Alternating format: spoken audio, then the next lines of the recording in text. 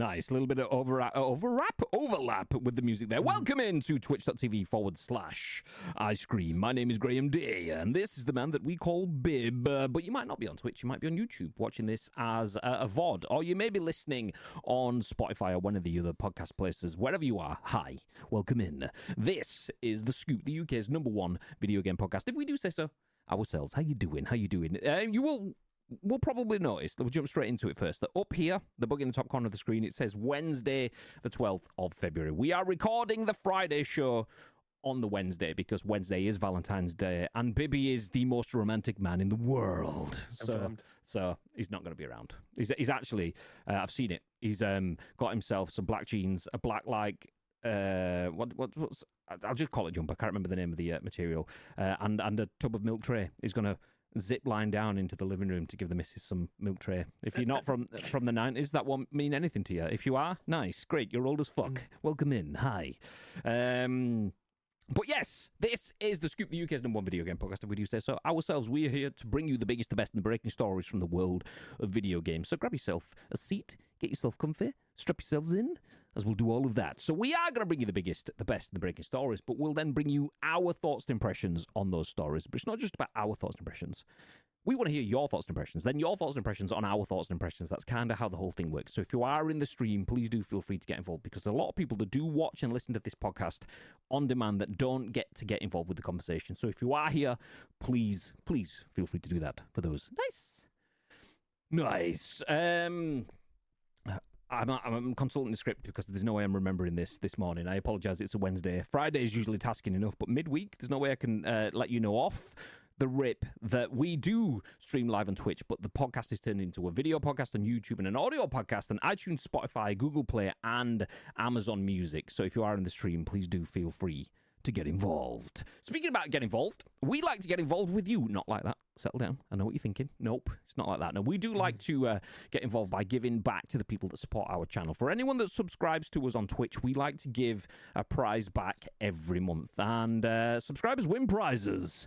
So we haven't drawn it. We were talking about it the other day that we might be giving a copy of Kingdom Come Deliverance away. Doesn't seem to be happening. So we will figure something out. If you are in the Discord, the loot drop, we will draw that this week. One person that is a sub will bag themselves a prize, as someone does on the first Monday of every month. So anyone that subscribes to the channel between now and the first Monday of next month will bag themselves a prize. That's it. So it works. Nice. How's tricks, Mr. Bib? Yeah, Graham, never better. Mentioned in the pre-show about getting put in the stocks 3 times last night on Kingdom Come Deliverance, but apart from that, we're cooking. We are cooking. I mentioned in the pre-show that I tried to get into Kingdom Come Deliverance and failed to start the cooker, so I wasn't cooking. Nice. Point out that wasn't the game. Shout out to Eternal EHD and PlayOn for sorting us out with KCD codes. It's including mine for the Steam Deck.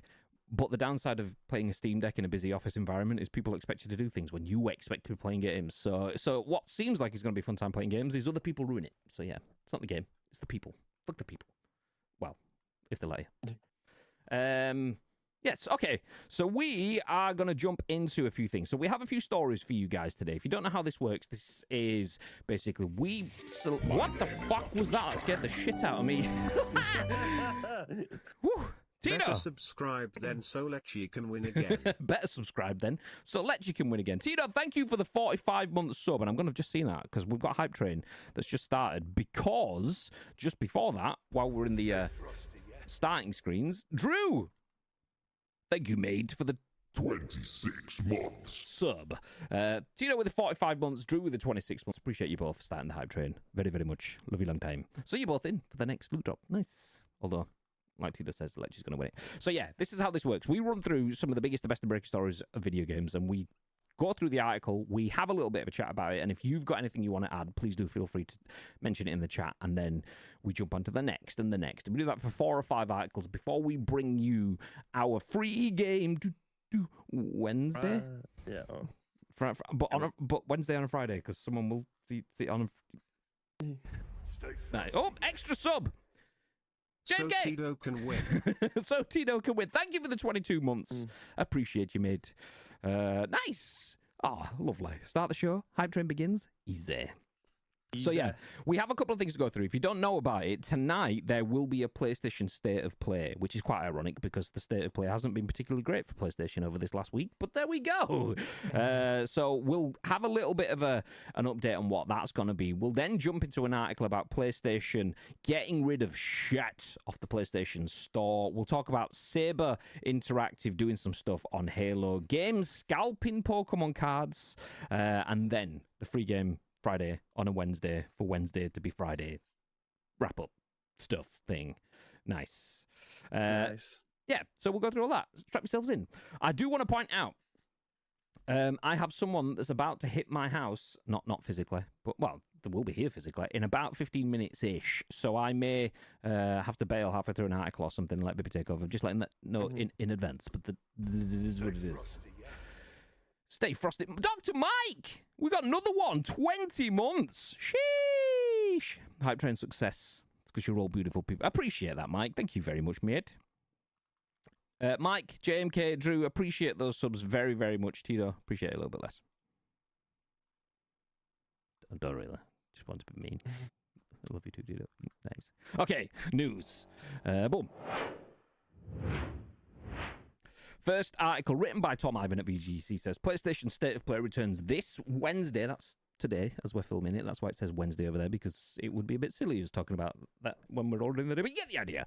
It returns this Wednesday with a 40-plus minute show. A new PlayStation State of Play live stream will be held on February 12th. So Sony Interactive Entertainment, SIE, will stream a new State of Play presentation on Wednesday, February 12th. Viewable on YouTube and Twitch, the 40-plus minute show will kick off at 10 p.m.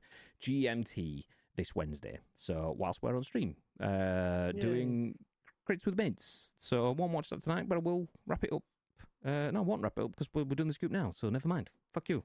Back into the article as we go. That was an emotional roller coaster. That. Just realised that I'm gonna have to watch it my own time for no reason. Okay, quote, tune in live for news and updates on great games coming to PS5, end quote, said Tim Turi, content communications. Nice. The irony of fecking up the word communications is excellent. So I'll do that again. Tune in for live news and updates on great games coming to PS5, said Tim Turi, content communications manager, and he'll do it again for SIE. The show celebrates a creative and unique selection of exciting games from studios around the world, end quote.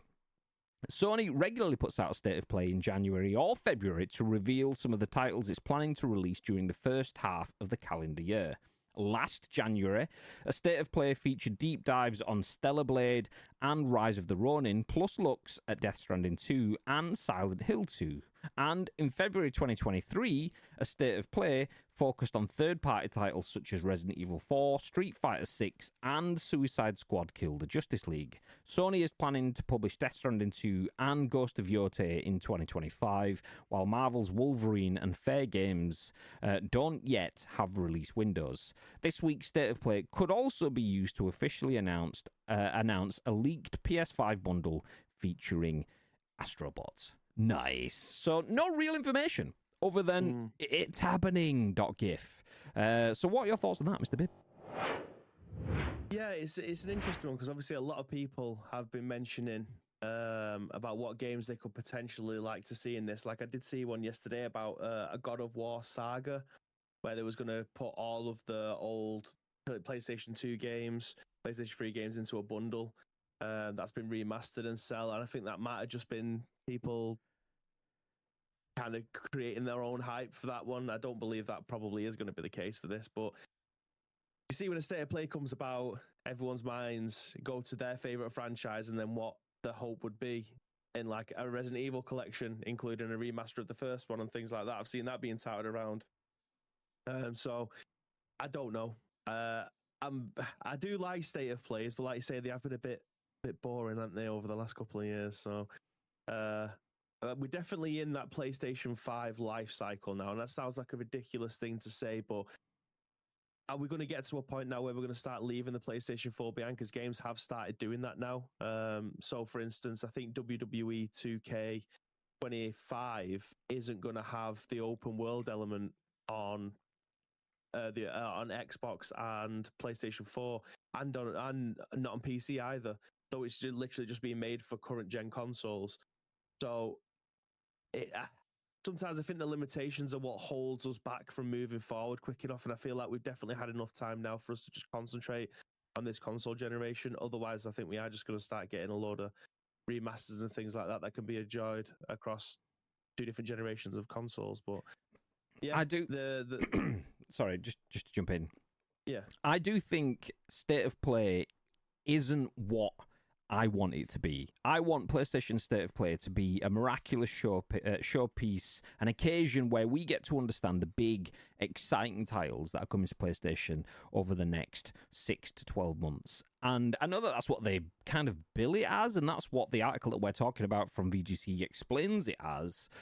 But I don't feel it ever really is that, and I don't feel it has been for a while. Yeah, we got to look at some Silent Hill 2 in the last one and Resident Evil 4 in the one before that, but we got to look at those elsewhere anyway in the Silent Hill, what was it called? The Silent Hill broadcast. It wasn't the broadcast. I can't remember the name of it. And then there was a Resident Evil reveal from Capcom directly. So Konami and Capcom did the big stuff. PlayStation just went, oh yeah, it's coming to us as well.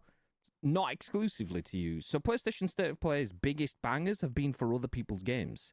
And I think that is down to the fact that PlayStation, admittedly, they're not hiding away from it. They haven't been to any big events. They haven't had any PlayStation Experience style events or major showcases because they haven't had the games. And they said for the next couple of years or something, there is nothing on our slate, so we don't want to do these big events and have nothing to show. But I feel like that trickles down into State of Play because everyone goes, oh, we're going to see some Wolverine stuff, and we didn't. Yeah. Oh, we're going to see some, and we didn't. The Wolverine stuff we did see from a leak from the Insomniac hacks kind of thing. Beyond that, there wasn't really anything about it. So I'm actually, as someone that used to be very excited by the idea of a PSX or a State of Play, I do not find the State of Play exciting in the slightest, personally, because it's a Nintendo Direct, a treehouse where you've got a set video, start to finish, but lasts 40 minutes without any real engagement or excitement, generally.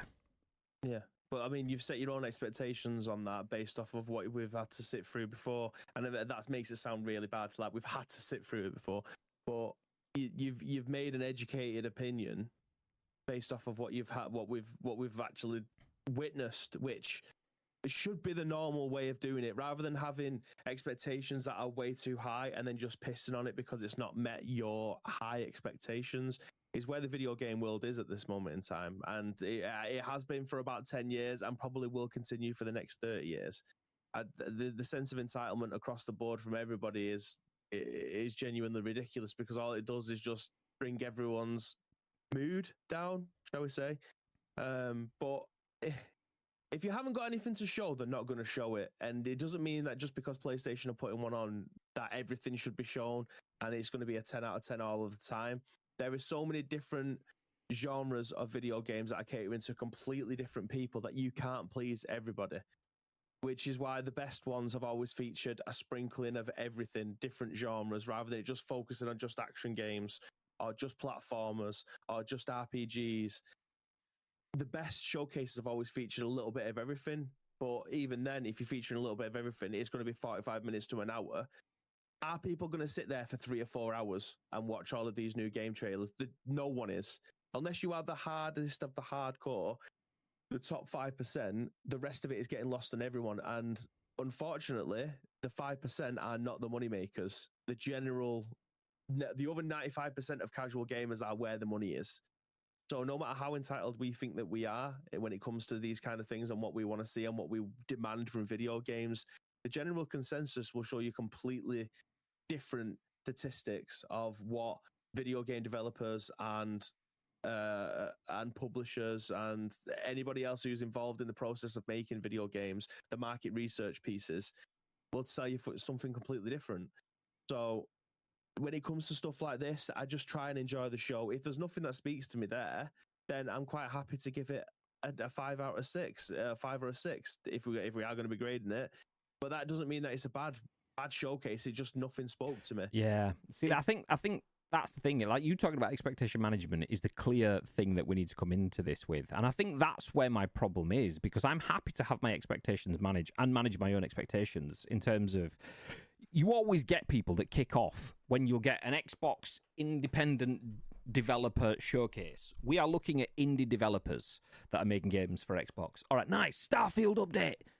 Mate, it's an indie developer. Not only is Starfield made by Bethesda, which is massive, but that's massive, AAA, and first party. It's the most un-indie game ever. Like, you not understanding the market means that you don't have reasonable, logical expectations.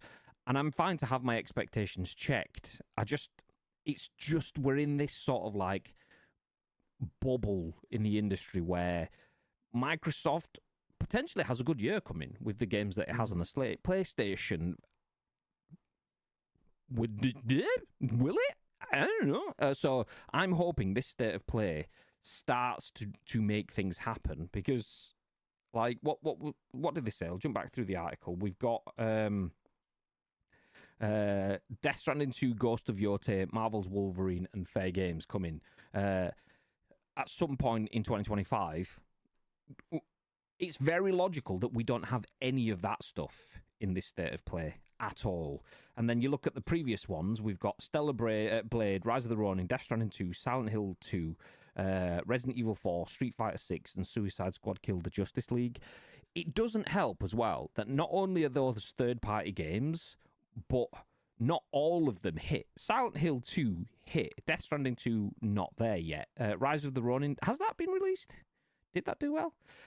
Ghost of Yotei, I don't think so. Not here. We don't know what's happening with that. Marvel's Wolverine, we don't know what's happening with that. So the biggest messages have either been other brands' content or failures or not here. So I think it's not so much that my expectations aren't managed correctly. My expectations are quite where they need to be, and they are don't expect much. And I think that's where my problems come from, the state of play. I've always had this excitement about PlayStation's E3 conference, PlayStation Experience, PSX as they called it back then, or state of plays. And state of plays are just the most unengaging, disconnected piece of content, because it's always really badly canned. Hi, welcome to another State of Play. We're going to kick things off by taking a look at game, and then after game. That was game from publisher, and it's coming in date. And now we'll take a move over to other publisher who has game. We saw it last year, but take a fresh look at game. And it's just like, it's the most cookie cutter broadcast. 2 or 3 sentences between clip and into the next one and into the next one kind of thing, unless you get a Resident Evil special where they look at one for 15 minutes. But then PlayStation don't add anything. It's Capcom just getting signal boosted. So what I'm trying to say is, what I want is PlayStation to engage with the user, to deliver us something. It's not going to happen in this, and that's where my frustration comes from. I want them to say, we see you, we hear you, we've got big things coming soon. Or we see you, we hear you, this is just the state of play. The PSX broadcast will be happening in June, or something like that. We won't get that in this. And that's where my frustration with the state of play comes is, that's cool, but I'm not expecting a lot. Yeah. So yeah, negative Nancy made. Yes. So what do you guys think? Let's have a scroll up. Concord relaunch, says Tito. I don't think so. No. I think we've definitely seen the last of that. Can't believe no one mod wasn't subbed already. I know, honestly, JMK. Thank you for sorting him out, though. No, you didn't. Oh, no, he did it. Oh, okay. Yeah, you subbed as well. Nice. Where's it gone? Chat's moved. Saw an early review for that Deep South Xbox game. Said it looked absolutely gorgeous and good, but some concern around repetitive combat. At least they're trying new things. It looks pretty decent, so I'd give it a go. I mean, as I always said, I'm not the only one. There's a lot of people that use Assassin's Creed as an example of that. Assassin's Creed 1 was the egg that you needed to get the Assassin's Creed 2 omelette. So if Deep South's trying something new and it's a bit repetitive, well, that happens with a lot of games. We'll improve it again. Like Kingdom Come Deliverance, a lot of people were saying it's a solid 6, 7 out of 10 game. Now it's 10 out of 10-ish sort of stuff. You couldn't have got 2 without 1, so is what it is. Lately, State of Players could have just had separate YouTube videos. No need for a live event. I do think they'll mention the PS5 Pro tonight in some sort of sale or something. I don't think there will be a sale. I do think they'll probably mention Pro in this game is available for PS5 Pro Enhanced or something like that a couple of times. But the press has been quite mixed around PS5 Pro, to the point where I actually watched an IGN video last week, and it was a guy saying, I'm going to do you know you get those blind taste tests kind of thing, and someone goes, eat this chocolate and eat this chocolate, which do you prefer? Oh, I like that one. Oh, well, you like the Aldi one. This one was the Cadbury's one. You've eaten the cheap shit Aldi one. You like that? They did that, but him playing Spider-Man on a PS5 and a PS5 Pro, and you choose which one looks the best, and you can see him like looking at lighting, reflecting, and the texture in the fabric and water and stuff like that. And he goes, I think this one is the best one. He chose the standard PS5. PS5 Pro didn't even win in that test, which shows you their flagship first-party games, journalists that are meant to judge games can't tell the difference. So I'd be surprised if they push PS5 Pro heavily in that. I'd be surprised if they have a sale, because there's a reason they've put that price up there. I'd imagine they don't want to chunk a loss on any revenue on that right now. But I do agree that State of Play could just be a separate YouTube video, because that's all it is. It is just a YouTube video that they just broadcast live. They queue up the broadcast on Twitch and everyone sits and watches it. There's no live hosts. There's no live commentary. It's just pre-recorded, canned footage that they broadcast to everyone at once. So just do that. It sounds like an AI presenter as well. It doesn't sound like someone's in a booth recording lines. It genuinely sounds like, when I've been creating our videos and we're doing like text to speech, it sounds like one of the presenters from that. Yeah, it wouldn't surprise me, but it also would surprise me. I reckon it's just, I don't think that it is AI. I could be wrong. I'm happy for someone to tell me that I'm wrong. I just think for the optics, I don't think it is AI. I just think they've got cookie cutter, rinse and repeat, hosty stuff that just, this sounds like it'll do, and that's it. It will do. Like, okay, enthusiasm there. Nice. Going to get ready for work, lads. Have a great stream. Thank you, Dr. Mike. Appreciate you for dropping in. Love you, mate. And thank you for the sub, as always. Bad timing for the event, though, after last weekend. Saw that with Nintendo lately. Switch predecessor won't be shown. Where's the Switch 2? Switch predecessor? Do you mean follow-up sort of stuff, sequel or whatever? Or what? Is that what you mean? I don't know. Yeah. Okay. Astrobot DLC, I think, could be a shout. Yeah. Bring back PlayStation Home, you cowards. Which is that the live one where you'd walk around and you'd meet people and so on? Like, we're definitely in a world where PlayStation Home could hit more, because it didn't really hit back then. It was a bit weird back then. Nobody really understood it, but now people get that sort of vibe now. I did actually watch a YouTube video of someone going back and having a look, and like there's still Metal Gear Solid stuff knobbing around the city. Like, all of the advertisements, the last advertisement boards that were there are still there. I think they did mental. Some sort of like penthouse party reveal thing for Metal Gear or something in it. I remember seeing it. I didn't work on it at that point in time, but I remember seeing it. So yeah. It was a cool video. It basically is just like felt like a time capsule of whatever it was the last time. Like, people, you still go onto PlayStation Home now through like someone's created a different server for it, like a backdoor. But yeah, because don't type. Bless me. But as you say, they've won this gen, so it's PlayStation for the payers. Exactly, and I firmly believe that. I'm not a PlayStation fanboy, but if I was choosing to be blue or green, I would be blue. I'm definitely more PlayStation than Xbox. Talked about that in the stream the other day. First CD single I ever bought, so it makes sense. I mean, it still holds up, mate. So yeah. I would be a blue nose in that sense, but I'm not, because I'm just an open gamer that will play on anything and any whatever, and it just so happens that PlayStation is my box of choice because reasons. But I will be open and say that they are tight as feck. They have definitely squeezed every penny out of every person that they can as much as possible since they took over the market. When they were in second place, they definitely did a lot more for the community. Now they don't have to. They don't, and that says volumes. The Sony Switch, March 20th, 2026, confirmed. They're number one, so why try harder? Exactly. Fatboy Slimish. Can anyone remember what kit number did Kanu play? Signing to Leeds, also not expecting much from State of Play. Four Nations, also starting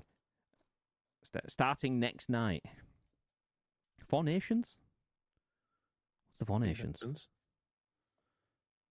Don't know. I don't know what number Canu wore. I want to say it ended in a 4, like a 24, but I can't even remember. Maybe he had a proper first team squad number. I don't know. Can't remember. But anyway, that's it. State of Play returns tonight. We're not going to go too far away, though. We are going to stick with PlayStation because we have an interesting next bit of news right here. This one's from Eurogamer. We've got some very questionable adverts on the side. I don't know what that is for, but fun times.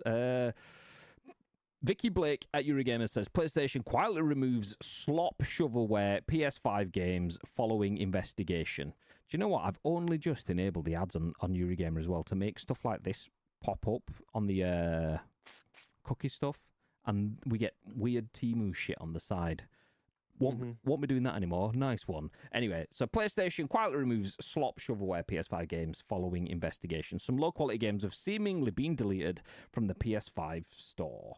PS Store. Sony has seemingly delisted a number of games following an investigation into the prevalence of spam titles on digital storefronts. After an investigation by IGN found differing approaches to quality control across Nintendo, PC, PlayStation, and Xbox stores, players believe they found evidence that Sony has removed some questionable developers from the PlayStation Store.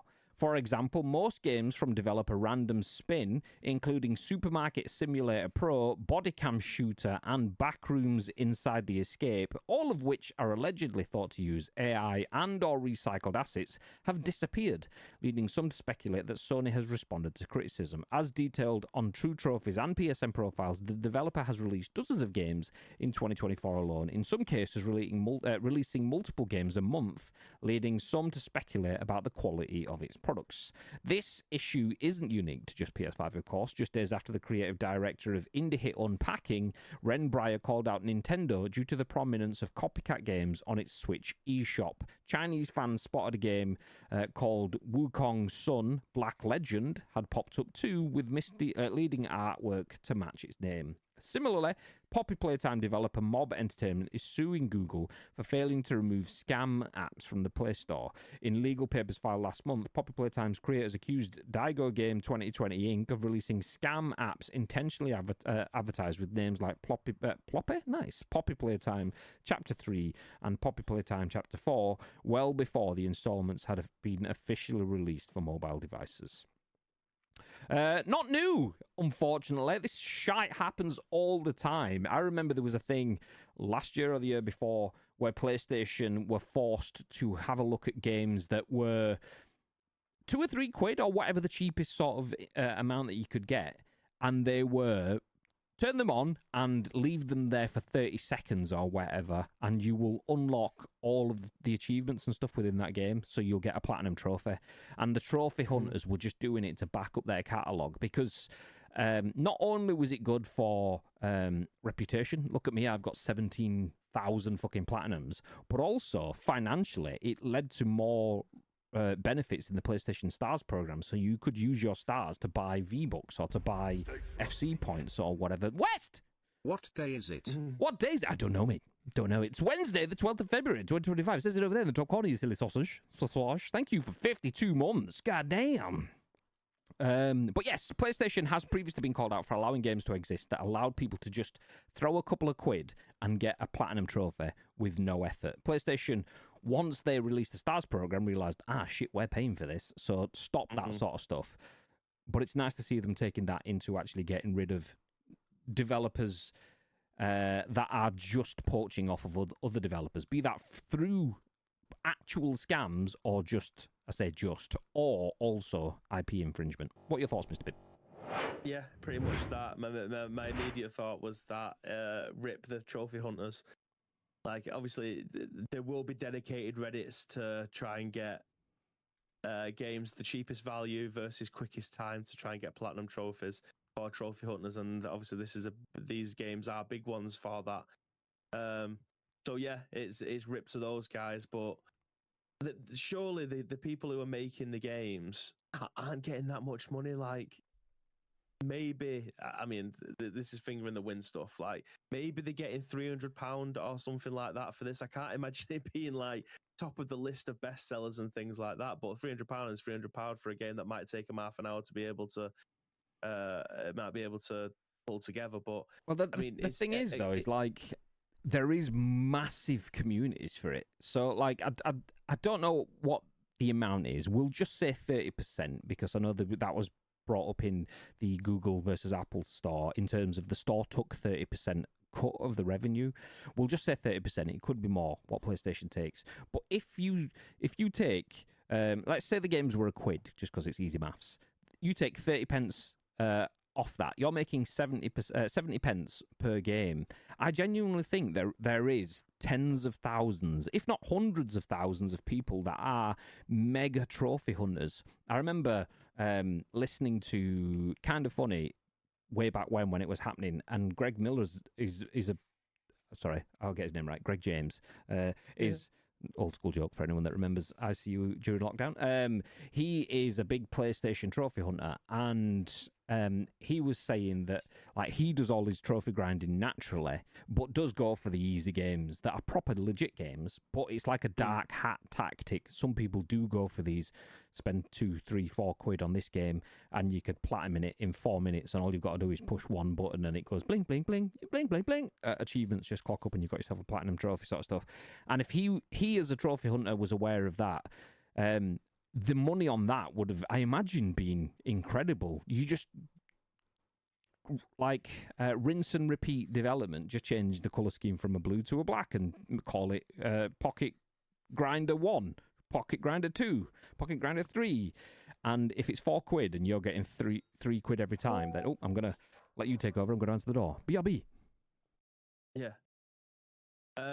So yeah, as Graham was going on to say, like if you end up having 10,000 people that are buying the game for £2, obviously you've got a hell of a lot of money there.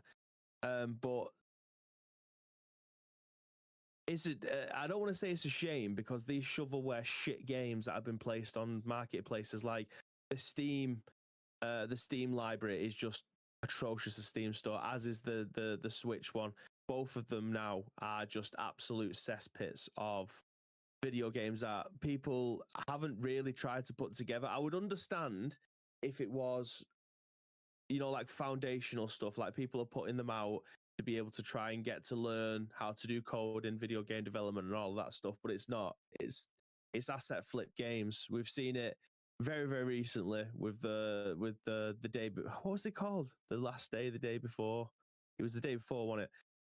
And they've tried to come back 3 times with 3 different types of games of asset flips. They're just buying the cheapest things for the Unity, was it the Unity or Unreal Engine stuff, pulling together games and then selling them.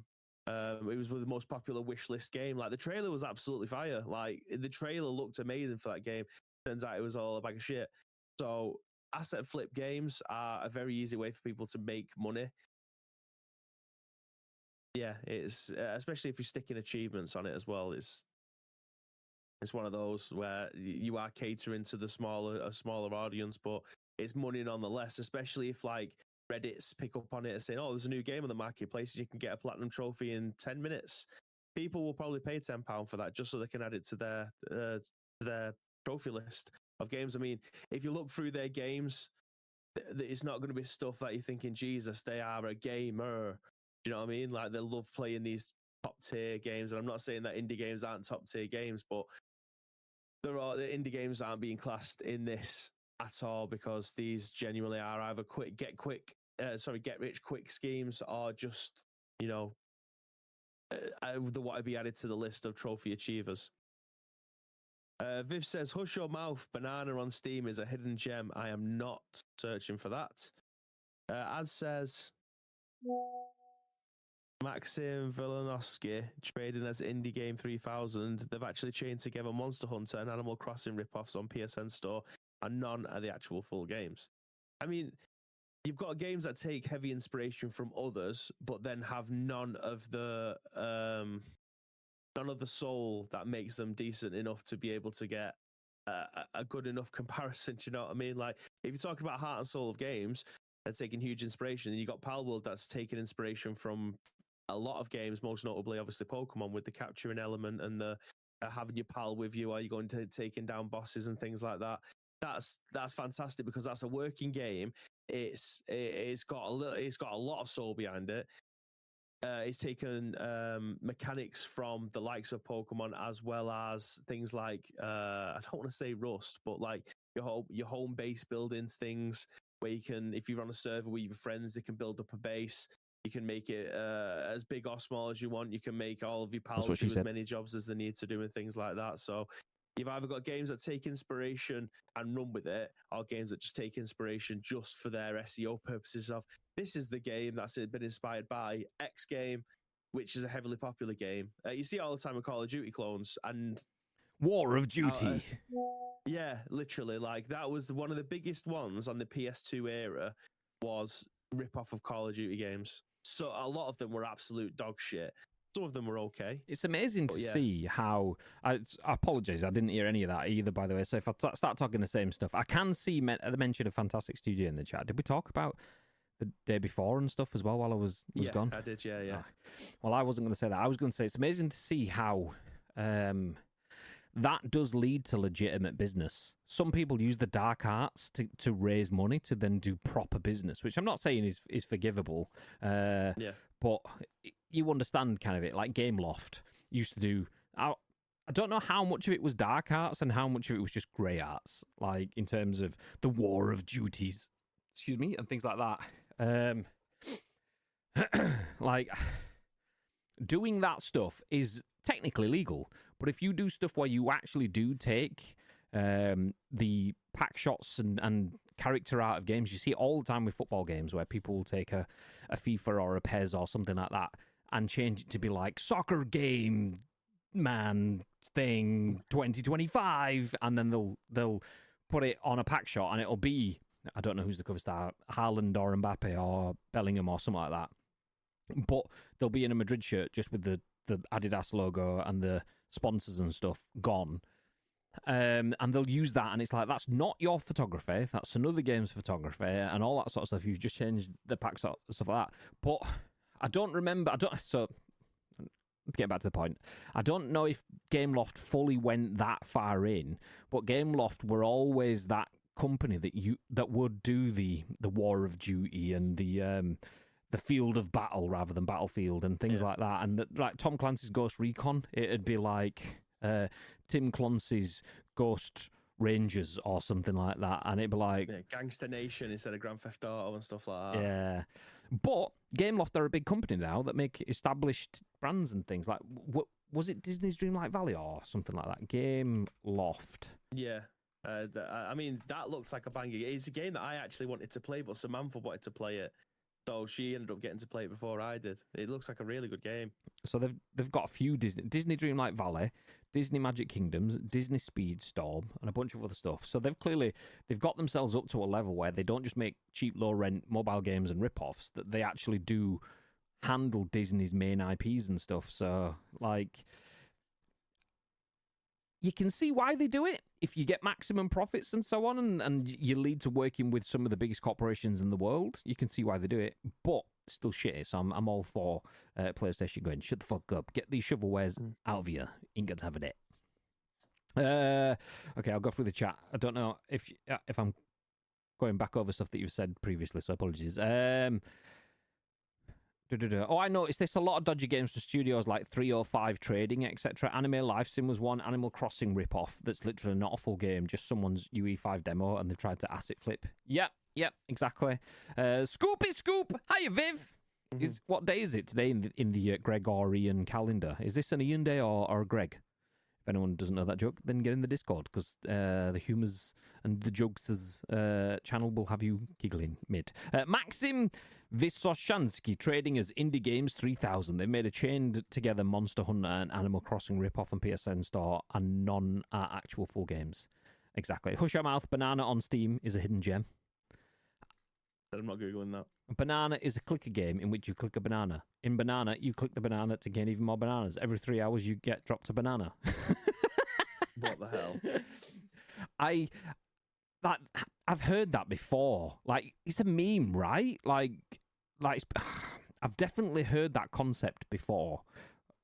I can't remember. There were people that would have played that game for days.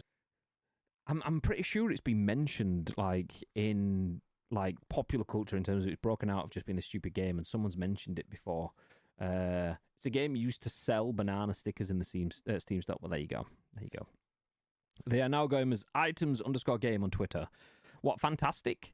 Yeah, woof. COD is a rip-off of Battlefield, which is a rip-off of actual war. 10 bitties for Graham to take off his shirt and do the worm. Oh, ain't nobody got time for that. I will double that quite easily. That's not enough biddies for these titties. Sorry, boys. Played DLV with the kids. Enjoyable. It's a game. Oh, yeah. How's things, Lechy? Anyway, how's the hat, by the way? Yeah. Okay, I'm going to put a pin in that. Also, a shout out to my brother-in-law who came around to collect something and brought me a flat white from our local coffee store on the way. What a fucking guy. Yeah. What a guy. I just hope he wasn't hoping to come in for conversational stuff, and I've just gone, thank you for the brew, get out of my house, I'm recording. Yeah, bye. Good to see you, mate. Well, see you later. I'll take the brew, see you in a bit. Oh, what an egg. Not an egg, a good egg. That's what I meant to say. It's not an egg. No, goddamn. Brings me a coffee and I call him an egg. It's a good egg. We like Phil. Okay, let me take away the discussing now as we jump into our next bit of news. Let's get away from PlayStation and what's happening over there with their slop games, and we'll talk about other slop games like Halo. Banter. Chris Scullion at VGC has this next story. Saber got the contract to develop Halo Anniversary because its CEO offered to do it for free. And an Xbox contract mistake led to a huge royalty payment, Matthew Couch says. Oof. Okay, the 2011 remake of Halo Combat Evolved was developed by Saber Interactive because, according to its CEO, he offered to do it for free. In the second part of an ongoing interview with Saber CEO and co-founder Matthew Couch on GameFile, Couch told journalist Stephen Totilo, I think that's how you pronounce it. I don't actually know. I've never heard it being said, but I see this guy's name around all the time. Stephen Totilo. I think it just reminds me of them Tostitos, chips, and tortillas. So Stephen the Tortilla is his name now. About the numerous games that Saber is like world-class journalist, and he gets called Stephen Tortilla on the scoop. This is how we do content here. Absolute exceptional. Sorry, Stephen. We will never have a professional guest. Ever. Do you know what? I'll start the whole paragraph again for you. Sorry, boys. Adios. In the second Big up Mr. Tortilla. In the second part of an ongoing interview with Saber CEO and co-founder Matthew Couch on GameFile, Couch told journalist Stephen, "Goodbye, have a great time." Couch told journalist Stephen Totilo about the numerous games Saber had developed in its early days when it was just making enough money to release each game. Quote, "The hardest thing about being independent development is relying on somebody else," Couch said, referring to games like Will Rock, Time Shift, and Inversion, which all failed to make the studio royalties for one reason or another.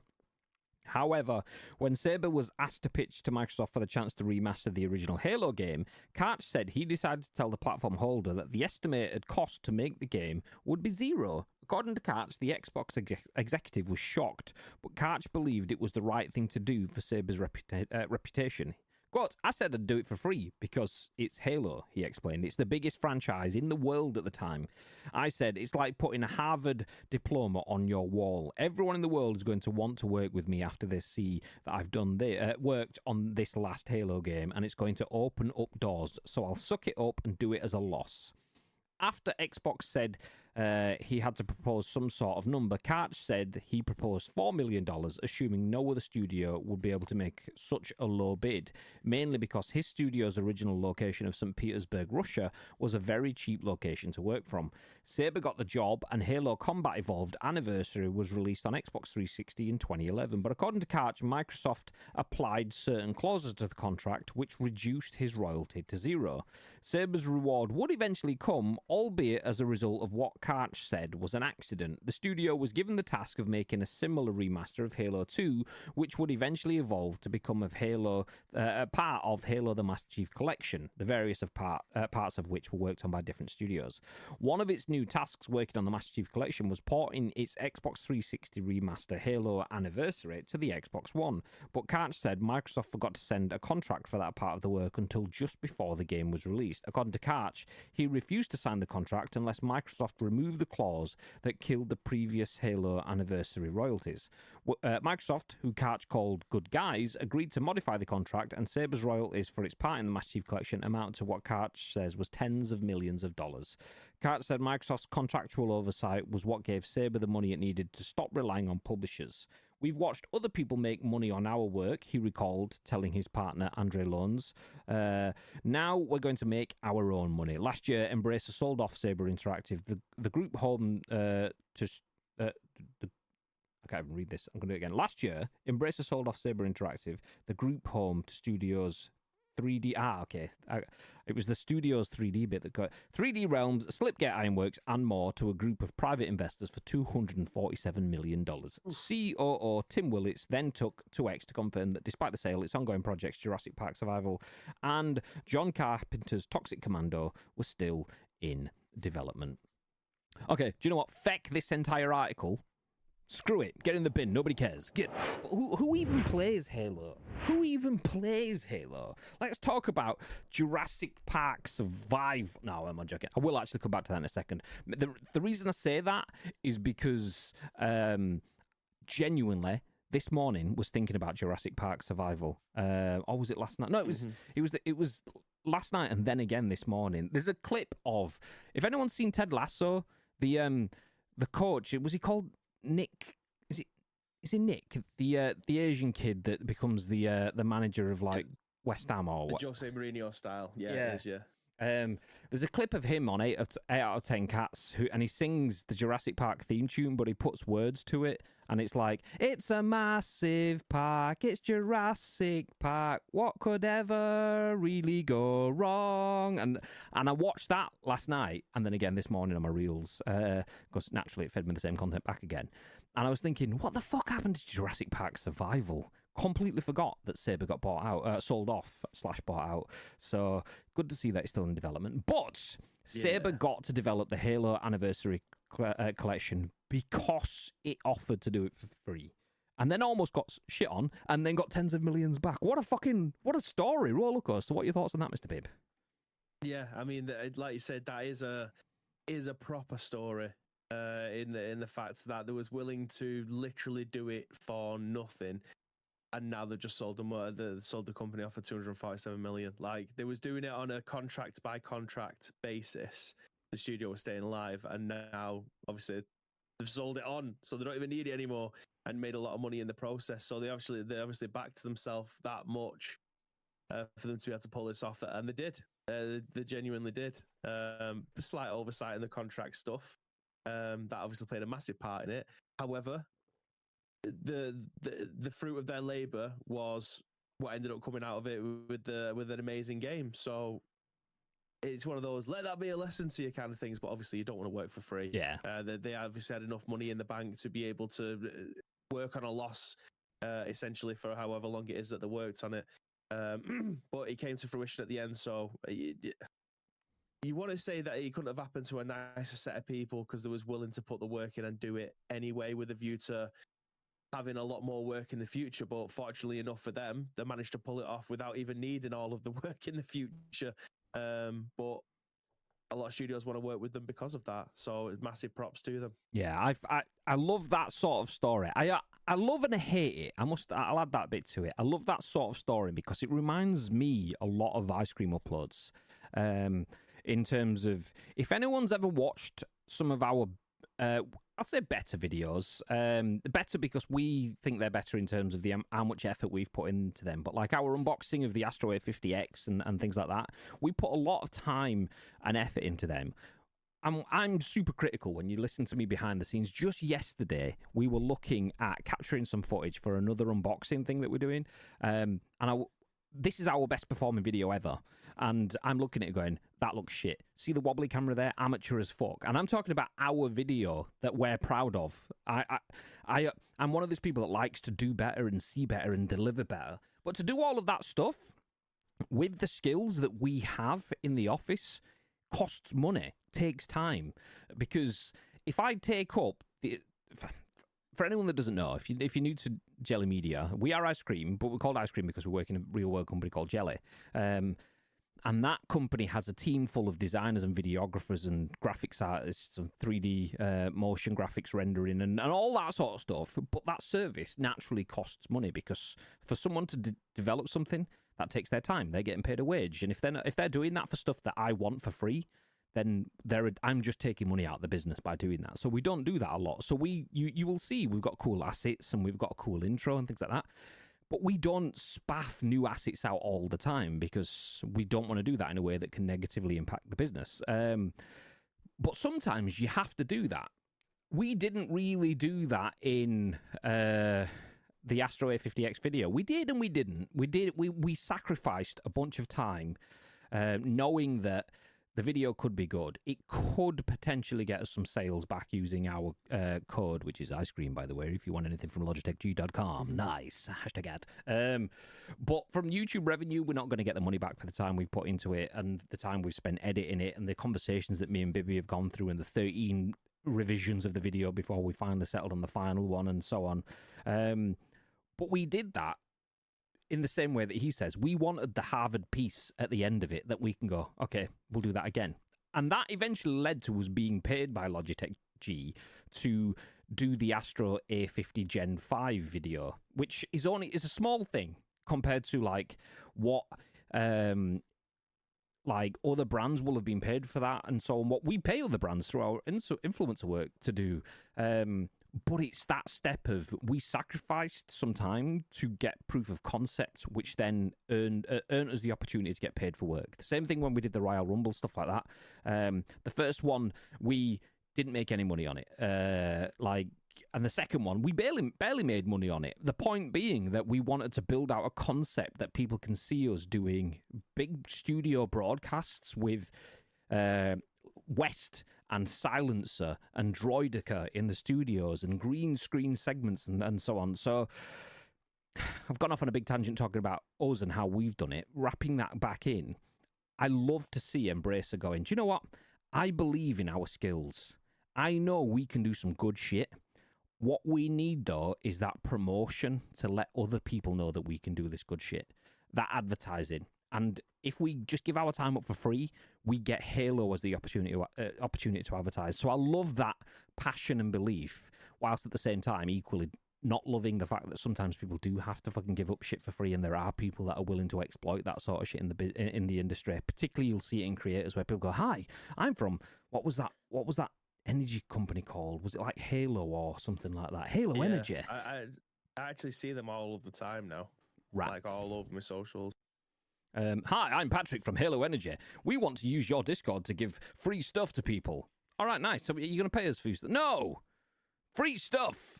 All right, great. So that free stuff that will get you more sales and increase revenue. Yeah! We've got 250,000 people that buy into our product every month or whatever. Oh, cool. So you've got a lot of sales. Can you pay for the... No! Okay, well, fuck off then.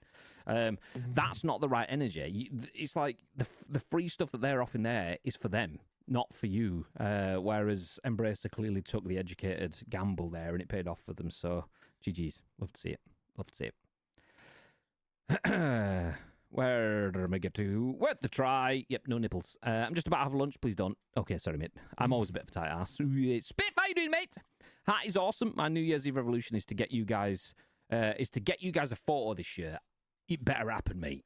If we don't get a Lecce in the ICU baseball cap, Bibby will just,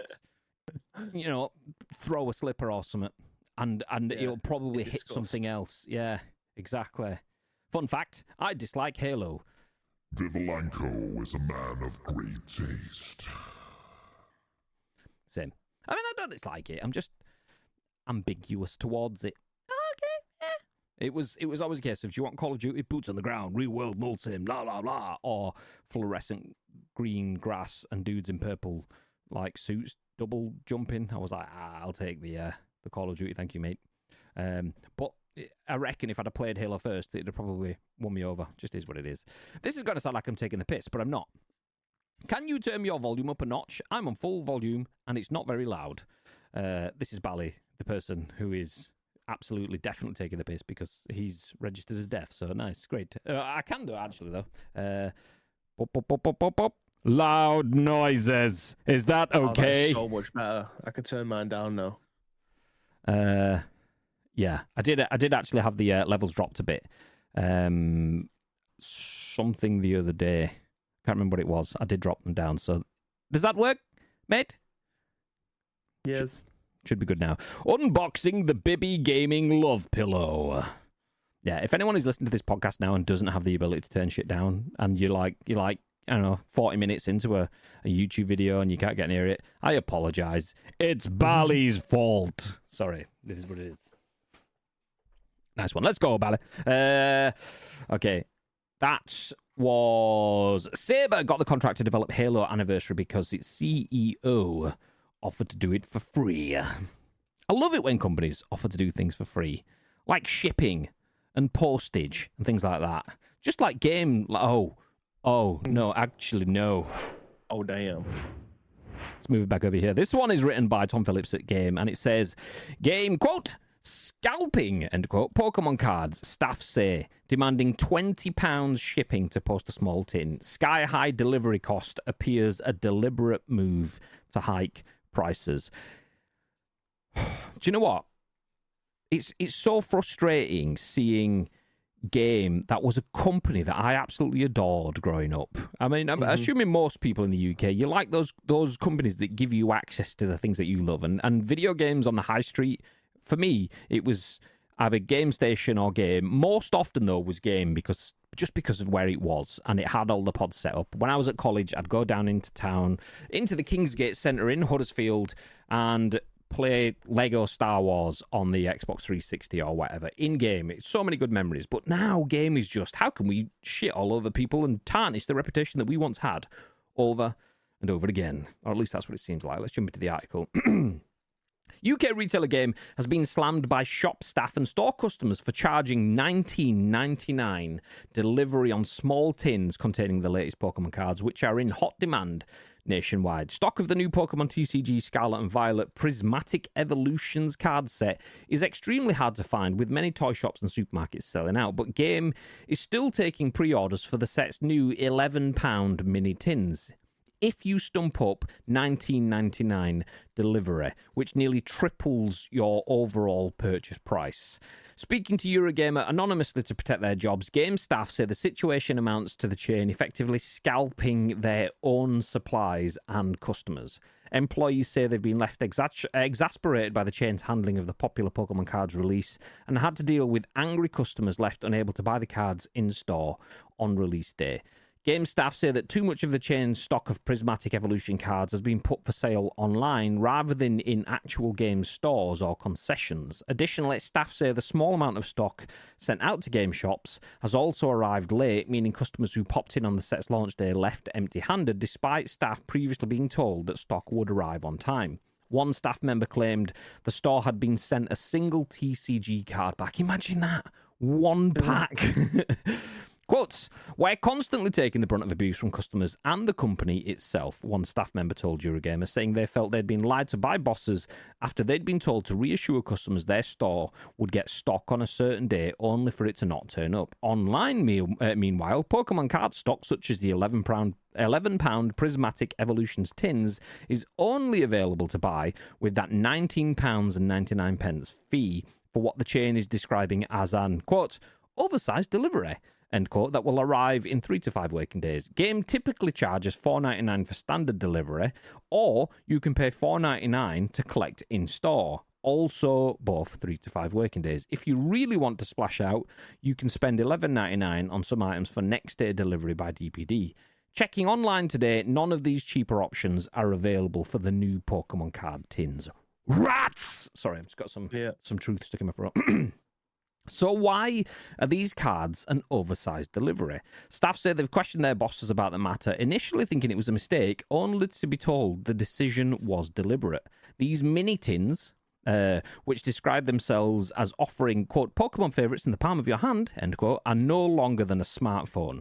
At the same time, Game still offers its usual $4.99 standard delivery options for much bulkier items, including consoles such as the new PlayStation 5 or Nintendo Switch. Game staff said they initially assumed the oversized delivery requirement is a mistake, only to be told by bosses that it wasn't without any further explanation. Eurogamer has contacted Game for more. Okay, we'll leave it there.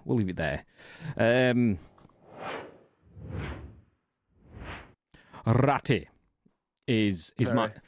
Horrendous decisions. Hey, this is a trend. This is a fad. People want in on this. So let's just absolutely rinse them rather than making us be the place that they're proud to come back to next time and the time after and the time again. Let's just milk everything we can for a minimal time, a short-term gain. Horrendous from a company that you wanted to have a long-term, or probably have had long-term loyalties towards. What are your thoughts on this, Mr. Bibb? Yeah, as Jesus Christ, as has been mentioned in the chat there, who knew that Michael Ashley was a bit of a twat? I mean, I'm saying that without the dropping the C bomb from Tito, but no, it says obviously... it was such a cunt. That's what it says, babe. There you go. But yeah, he's obviously trying to maximise the profits on this one. Like I say, for a normal delivery, £5. This £20. Obviously making a hell of a lot of money for it. It's a tiny tin. It'll cost like £2.50 to deliver. Tiny tin. So yeah, they're trying to make money. I mean, these items, like did you see Griezmann at the weekend? He swapped his Atletico Madrid shirt with a fan for like 3 boxes of Pokemon cards because this particular one they just can't print them fast enough. So he arranged at the beginning of the match to swap his shirt for 3 boxes, the booster boxes, with a fan because they had loads. Because you can't get hold of them. So this is obviously where he's trying to make money off of it. We can't sell them. We can't physically get them in the shop fast enough. So we'll make money a different way and we'll overcharge for delivery. The thing is like, I don't mind the concept in a capitalist society. But for something like game, you are providing a much needed service. And I suppose this is where you draw the line. This is something that is subjective, so you're entitled to a different way of thinking about this. Why could some one-man band person who's making himself money as a card trader collector person, why can he buy it at one price and sell it at another kind of thing? Which, is that business or is that scalping? But game aren't allowed to do that. I mean, fair enough, there's a debate there. But for me, game should be bigger and above that. The difference there, though, is that it isn't. We know it isn't. Game is a company that has struggled for many years. The reason it is owned by Mike Ashley is because it has struggled. But since before Mike Ashley's been there, Game has been badly run, badly managed, badly operated by pocket-lining, old-school, fat dudes in shirts that don't understand the community that they have access to and just want to milk them. That's why you'll see those memes of, like, there was a guy that used to work in game stores and he did TikTok videos where the area manager comes into the store and he goes, why aren't you helping anyone? And he's like, what do you mean? He's like, this customer's been stood here for 30 seconds and no one said, hi, can I help you with anything? He's like, because I'm actually helping this customer here. And then after this customer, there's the other 3 people that I've spoken to already. And he's like, yeah, this customer has been here for 30 seconds and no one's spoken to them. Yeah, because there's me and one person who's on the till who's currently in the back getting something for the 3 people he's helping. It's like, it's not good enough. And it's that sort of shit where they've got rid of all of the people in the staff. All of the staff, should I say, in the shop. So there's not enough people on the show floor. And then they come in and go, you're not doing this. You're not doing that. We want you to stop selling games as game and put more of your like shop front space dedicated to selling old Nokia phones and stuff like that. It's like, what the fuck? And it's that sort of approach to it that led them to be difficult as fuck. And now, fast forward a few years, they've been bought out by Mike Ashley. He's thrown Sports Directs in them or put them in Sports Direct or whatever way it went, kind of thing. But they still have the niches where they can get hold of the supply chain for Pokemon TCG. You think, okay, well, this is where you build yourself into the hub for TCG. You become the Games Workshop equivalent of trading cards, but as part of game, you can do this. And they go, no, we will just charge you 3 times the price. Okay, it's not like you've done that before with PlayStations at launch. You can buy the PS5, yeah, of course you can, as long as you buy the PSVR headset, the PSVR Move controllers, the PS blah, blah, blah, blah, blah, blah, blah. 1,700 quid, please. Just a horrific company. And it's some of the best people I know in the games industry have come from game. But that is kind of a double-edged sword. Double-edged meaning in terms of they've come from game because that's the way into it. But they've come from game. They aren't still at game because horrific place to work. Why would you want to work there when the people above you believe in exploiting your community so heavily and so religiously that, there's a reason why people go to game and leave and use it as a stepping stone to move on. It's a place that when I was growing up, I actually wanted to work. When I wanted to work in the video game industry, it would have started at game. Genuinely, like, I'd love the idea of being able to talk to people about games, might be able to sway the subconscious into playing more Elder Scrolls games. I don't know.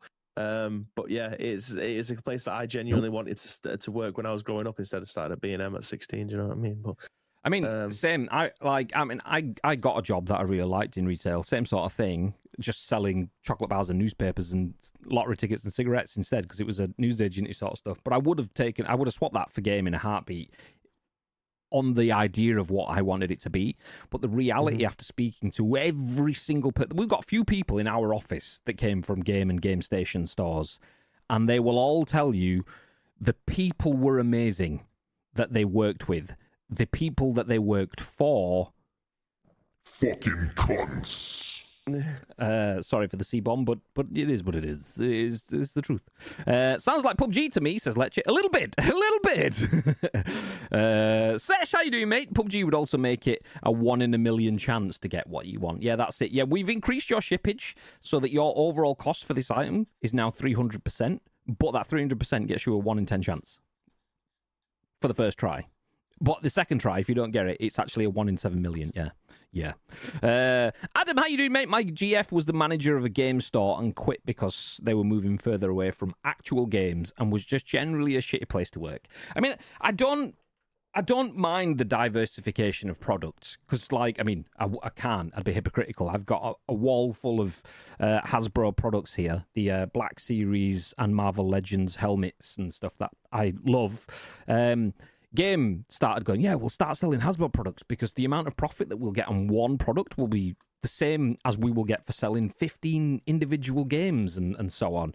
So I get the diversification, but it was the fact that you can't forget your core audience. Like I know you got more profit there, but if you want to be a toy store, then fine. Have you not seen how things happened for Toys R Us and Toy Master and all the other high street toy stores? You don't see them very often because, it's cheaper to do that online. So it's a weird flex. Diversify, but don't put all your eggs in a different basket, especially when you call game. Call yourself toy, then fair enough. But game, no, not so much. Best odds I've had in a game in 5 years. Yeah, 1 in a million. Someone's doing well at PUBG. Sheesh. Nice. Okay, a quick recap then. We spoke about PlayStation State of Play is coming back tonight, 10 p.m. UK time. So we will bring you updates on whenever we are next live. Beyond that, I will be live as the State of Play goes out, but we aren't back on Friday or Saturday with content. So we'll probably chat about that a little bit next week, no doubt, in the scoop. We then spoke about PlayStation is cleaning up its store, getting rid of shovelware games that are just there to take your cash and give you a shit experience. Saber Interactive developed Halo, and they did a good job with it. And they did it for free until they got paid billions, bajillions, and trillions. Well, it's actually 10 million-ish. It was tens of millions later on. But nice story of how to get your brand moving in the industry there. Unlike Game, who are getting their brand moving, but in the wrong direction in the industry by scalping their own staff and community for Pokemon cards. Wonderful times. Wonderful times. Okay, let me put a pin in that as we jump into our last couple of stories-ish. This one is effectively the same one that we saw the other day, which is from February 6th to February the 13th. Yes, Beyond Blue is the current game that is free. So whilst we film this, it is the 12th. So if you want Beyond Blue, that is the free game right now on the Epic Game Store. This is Free Game Friday. Every Friday we tell you what you can get for free, but today's Wednesday, so we'll just kind of do it in two parts-ish. So Eline Media's... Friday. Nice. Eline Media's calming D2C dive into the world's oceans aims to both educate and mystify with its underwater exploration. Perhaps it doesn't always accomplish these goals in equal measure, but it's still a brilliant journey. Our Beyond Blue review sums up well. Just to remind you all, this is written by Lauren Morton and contributors at PC Gamer.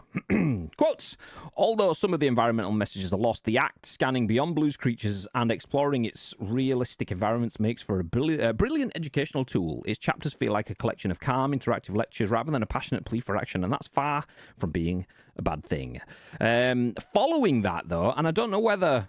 there is another game, Humankind. We didn't actually cover this the other day, so I don't know if this has been added since, but Humankind, another Civilization game just launched, but if you're looking to save money this week, Humankind is a great free option for starting a new 4x, is that 4x? 4 times? Historical sim campaign. Sure, the gameplay is a bit safe for the genre, but our Humankind review still found plenty to love in its cultural shake-ups between eras, and even declared it simply the best 4x starting experience. I don't know if that's 4x or 4 times. I'm not into genres, I don't know.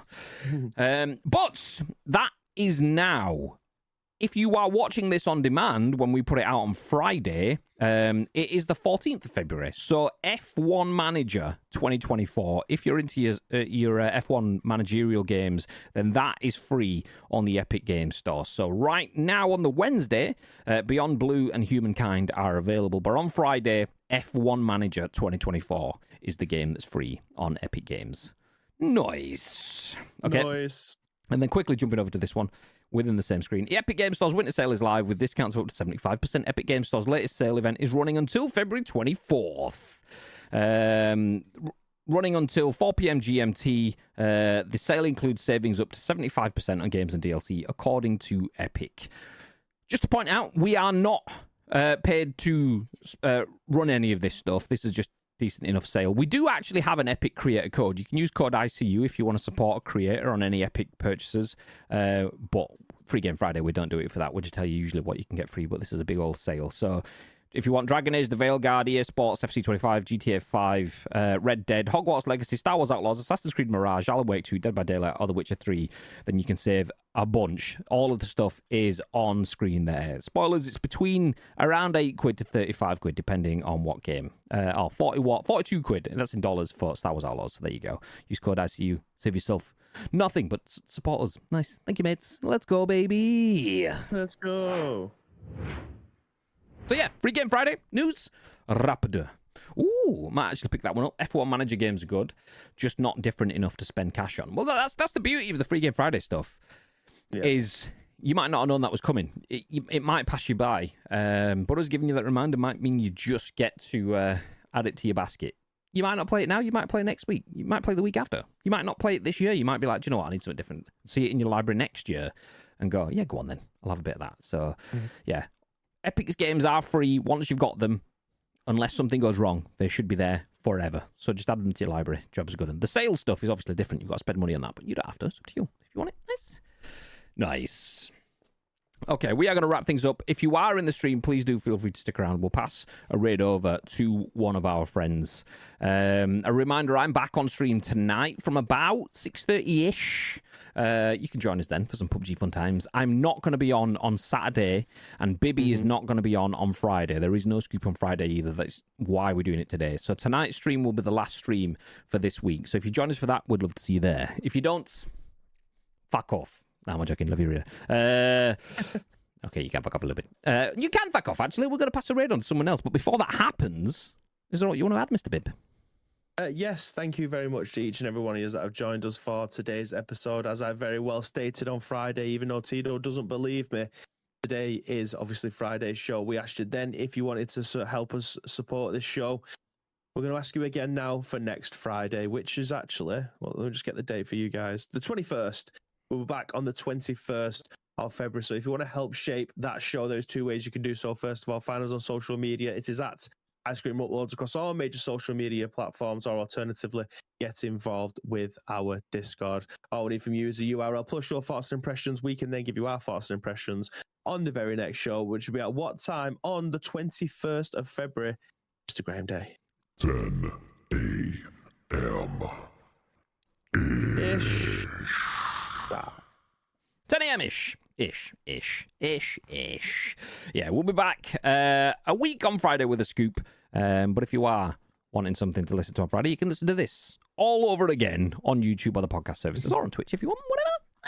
Nice. We'll see you tonight, though. Who's in the squad tonight? I'm not sure. Probably me, Nietzsche, and I imagine potentially Doom, seeing as I was supposed to be playing with Doom on Saturday, but PSN shit on him. But sorting it off stream. For now, though, we will pass the raid on to one of our friends, so stick around for that. And until next time, stay frosty.